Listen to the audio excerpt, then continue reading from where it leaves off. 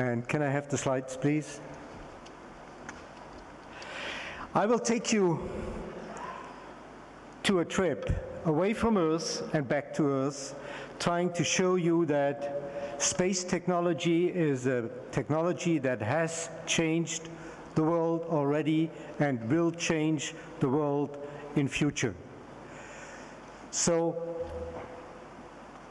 let me start at the situation that we have now. Space has changed our lives. And I'll demonstrate this on a few examples. Navigation, everybody knows that you have it in your cars, you have it on your smartphones, it's everywhere. Communication, again, it's something that you use daily, it's everywhere, and it goes through space.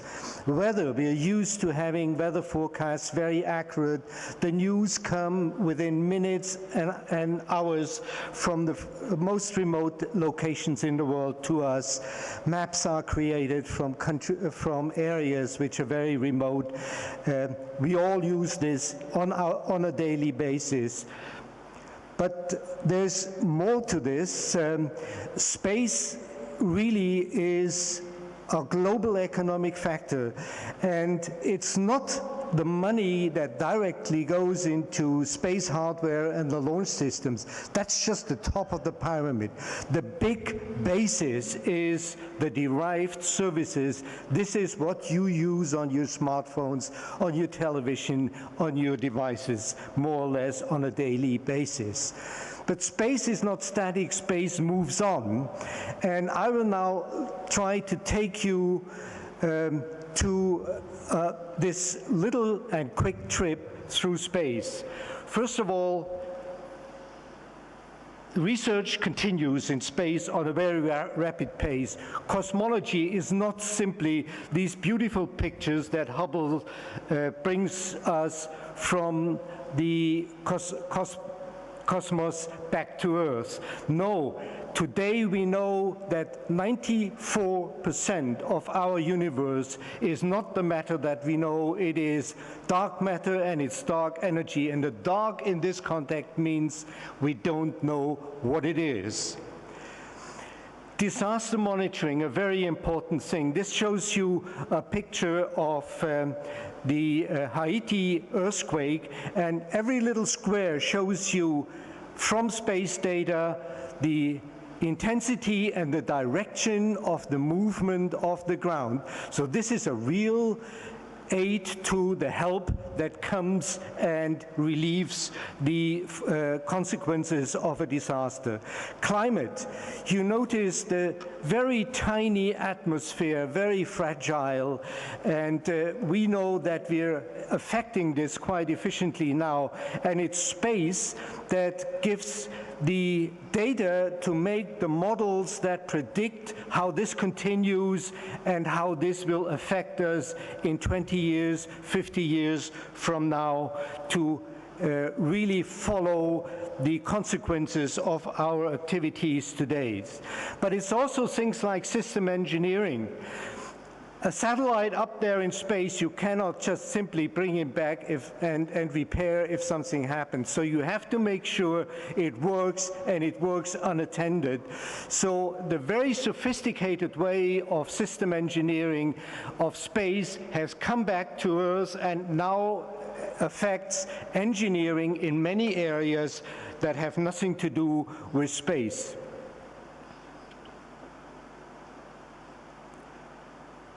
Well, sometimes it's a bit slow. It's coming. Yeah, so where are we going into space?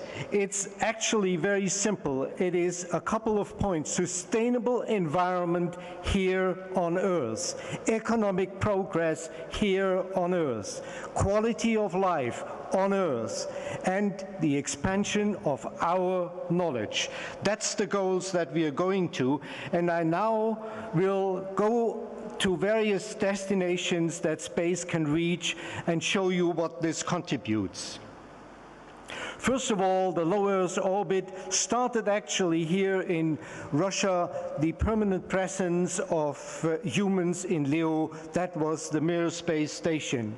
Today, we have the International Space Station. You can see it like a star from the ground, and it will operate at least until 2020. After ISS, we don't really know what's going on. I'm sure there will be a continued presence of humans in space, probably interrupted in a man-handed station. We drastically have to reduce the cost, but we will continue to be active in the low Earth orbit. Space tourism is taking up. We had yesterday the presence of Richard Branson here, and he is one of the actors in this field, and he pointed out that once you got these small airplanes to bring tourists to suborbital positions, this can also be blown up in scale and help to give us hypersonic transport for fast transportation on Earth. Going to the next destination, the moon, the lunar science still is a very important thing. The moon is an archive of our planetary system dating back about 4 billion years. Let's go there and read it.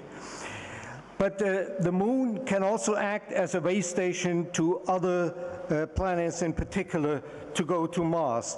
Resources on the moon can be used in situ, for example, extracting water for sustaining people or for building material. It can help to make clean energy on Earth with H3, possibly. I have a question mark there. I can explain you that. And it can be used for space propulsion. Next destination, asteroids.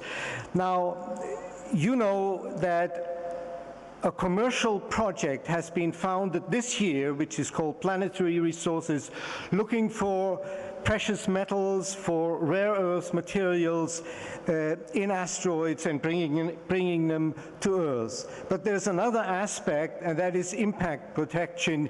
There's a non-zero probability that things like the Arizona crater can happen right here in the middle of Moscow, and there are initiatives like, for example, the ICMAS project, which is a Russian initiative in an international environment to help us to find space means to protect us and to detect such possible events. The next destination would be Mars, and here the human exploration of Mars definitively will have to be a global effort, not only an international effort, a global effort where all nations of the world work together. And there's a group called ISAC, International Space Exploration Coordination Group, consisting at the moment of 16 space agencies, including the Russian Space Agency, that are now already coordinating the long-term programs of various countries into this direction for Mars. It's a lot of very heavy challenges in propulsion, in life support, in communication, in medicine. For example, when you're off for a trip that takes at least 500 days and cannot be shortcut in an emergency case, medical aspects that have, like those that have just been mentioned by Stephen, are very important, and there's a close cooperation in these fields. And there's one aspect that we should not neglect, the peaceful international cooperation.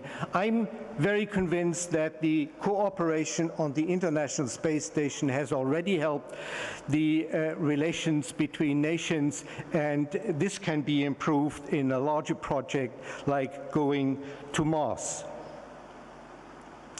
Now, the most distant destination is the galaxy. This is really getting far away. We are now measuring distances in light years instead of miles and kilometers. And this requires very long trip times, so generation spaceships could possibly help us to explore the near areas of our neighbor galaxy. You all know that Earth-like planets are presently detected in a very large number, and they're getting closer and closer. So I think there are destinations that are worthwhile to go there, and it could be an escape for humanity in case of a catastrophic development on Earth. So let me summarize up. Space technology continues to change the world. It will provide benefits to mankind in terms of sustainability, economy, knowledge, and long-term evolution for us here on Earth. Thank you very much.